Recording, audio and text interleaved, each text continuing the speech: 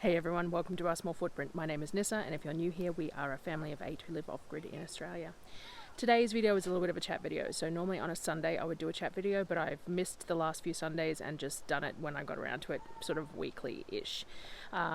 It's been a really hectic couple of weeks, so my video schedule is a little bit off. Normally I have a video out every couple of days, but it's been a bit slack, and I apologise to all my regulars who are used to my every couple of day video. We will figure it out. So over the past sort of week, so I try and give sort of weekly updates of what's been going on and what's been happening, we have been trying to get the gardens under control.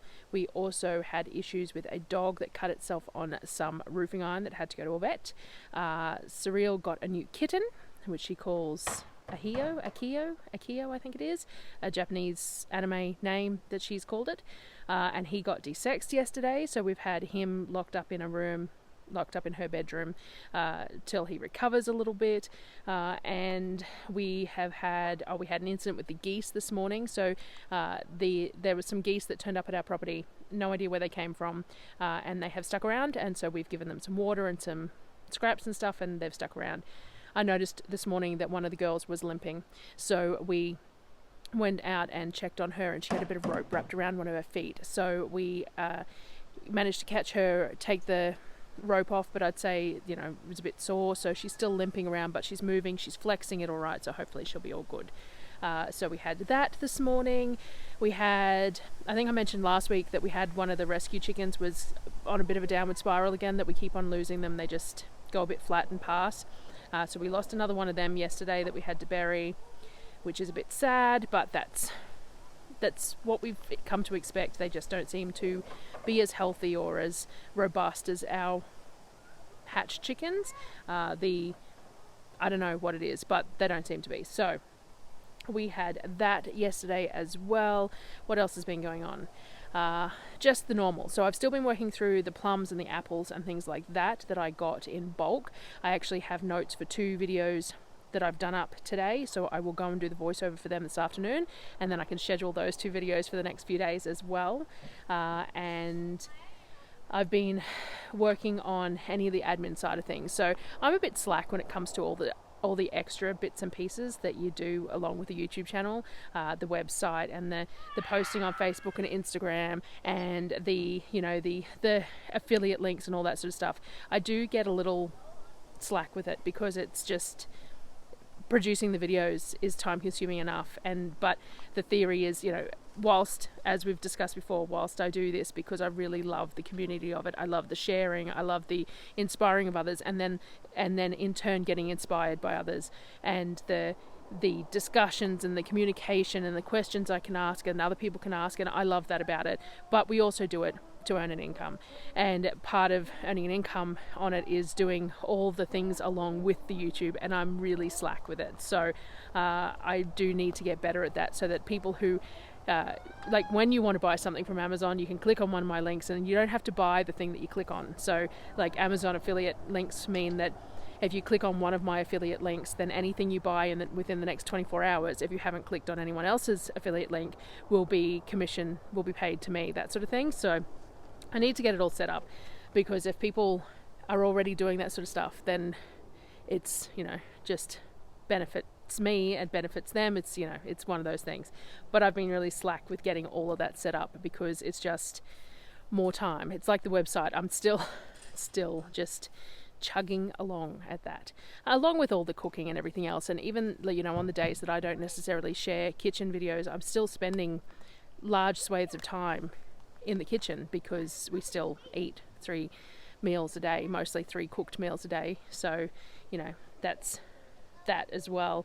And there's a lot of stuff that goes on behind the scenes too. So it's just been a really busy couple of weeks, and I have just totally squirreled, and I have no idea what I was talking about. So, that helps too. Brain goes a mile a minute, and I go from one subject to another subject and can't remember what I was doing or what I was hoping to accomplish or what the next thing that I need to do to finish that is as well. So let me turn you around and show you what we've got done in this first part of the garden. We're trying to break it up into pieces so that we can feel like we accomplish things at a time. So we've done the first section now. We just finished it half an hour ago. So I'm going to turn you around and give you a look at what we've got here. So this is the first section of the garden that you come in through with the marquee. So now the marquee got damaged with the storm and the tree branch that came down, so we're still repairing. There's a post that we put in here. We're still repairing a few different parts of it. But we have this whole section weeded, this whole set here, and then we've got the wood chips down. So we have multiple beds in here. So there's a bed along the side here, a bed in the middle. It's hard to tell at the moment because of the wood chips. This live-sided and raised bed here, and then there's a bed either side of the trellis there, and one running, and a bed that runs all the way along the timber and on the angle up to here. So each of the beds have drip lines that aren't laid out properly at the moment, but we have these gravity-fed drip lines that run down the beds. Some of these beds need a second line, we discovered last year too. So if there's 2 lines of plants, we need 2 drip lines, otherwise it just doesn't spread far enough. So some of these we will have to put an extra adapter on and run 2 lines down the beds. So yeah, we've got beds down the middle, hard to see. It's easier to see in person. I think it's harder to see now, and we will do something with these beds. I've been discussing with Bobby my options in regards to topping these beds because I don't have easy access to compost, what I'm going to use, and then they will be mulched. So this space here is looking really good. So that's our asparagus bed up the back there. I pruned all the dead stuff, but all the live ferns I've left for the moment, and then everywhere else has got a combination of cardboard, or we bought a couple of rolls of this weed matting. So some of the rows that are wide enough have the weed matting, some have cardboard, and it goes all the way through all the beds so that we've got path all the way through and across the top here. And then we're going to, so the asparagus bed badly needs topping up because the soil has moved, and these are all the roots for the asparagus plant, so we need to top this bed up and mulch it nice and heavily for the next spring. So I'm just letting more of this ferning die off, and then we'll trim it back. We'll add some topsoil and we'll mulch it. I also actually have a few extra crowns that I bought that I haven't actually got into beds yet, so I need to do that as well, decide where I'm going to put them. There's not really any room to put more. There's room to put one more crown at the end here, but I'm going to have to find where else I want to plant the crowns. So the rest of the garden is still just a mess at the moment, but I feel kind of okay about it because we've got, look how nice and neat, and the beds are much easier to see from this angle with the sunlight where the beds are and the wood chips.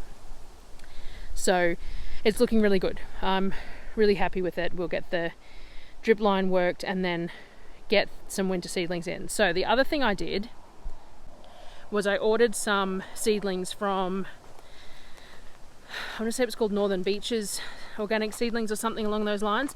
They had some winter seedlings for sale, and I'm just not going to get to Bunnings or anywhere anytime soon, so I thought I would buy them. They came by post, and they are lovely and healthy. They're everything I had wished and hoped I could get my own seedlings to do, but they didn't. So I bought them, so I've got those to put in the garden. I'm just trying to make sure that the beds are right before I put them in, because it's pointless putting them in somewhere and them not surviving. So let me turn you around and show you them because they look wonderful. So these are them. Look how healthy they are, how wonderfully robust these seedlings are. So we've got some silver beet, there's some cabbages, there's some kale and some cos lettuce. There's a couple more cabbages here that didn't fit in that pot. So they're gorgeous looking seedlings.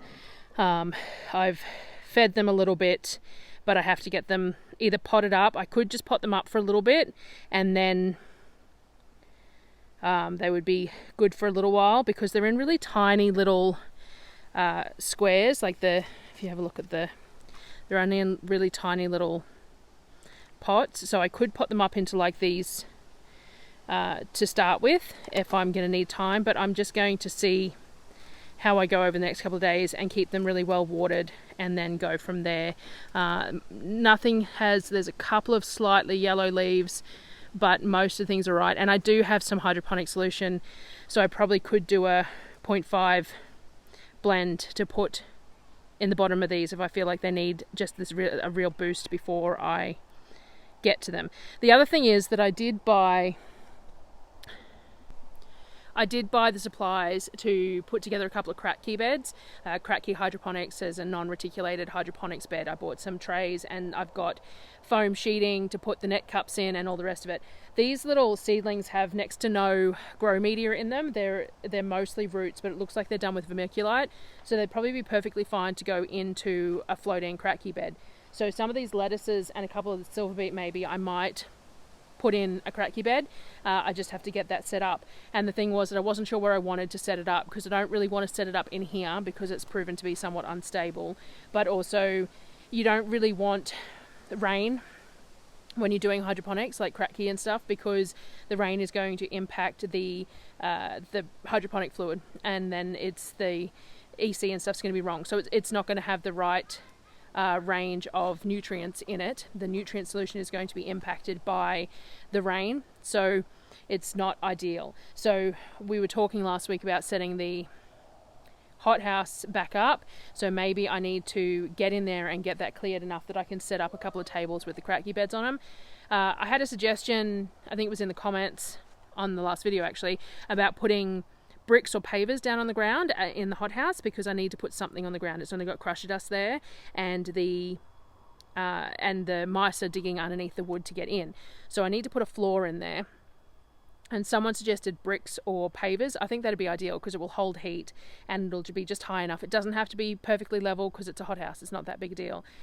So I've been on the lookout for free pavers or bricks and stuff, but I haven't found anything local. Everything's been Brisbane, and it's really hard for me to get something like pavers and stuff when I'm in Brisbane because they're such a heavy, large load, so they take up so much room. So it's not necessarily ideal for that. So I'm still working on that, and we shall see if I can find something in Toowoomba would be ideal, but we'll see how we go there.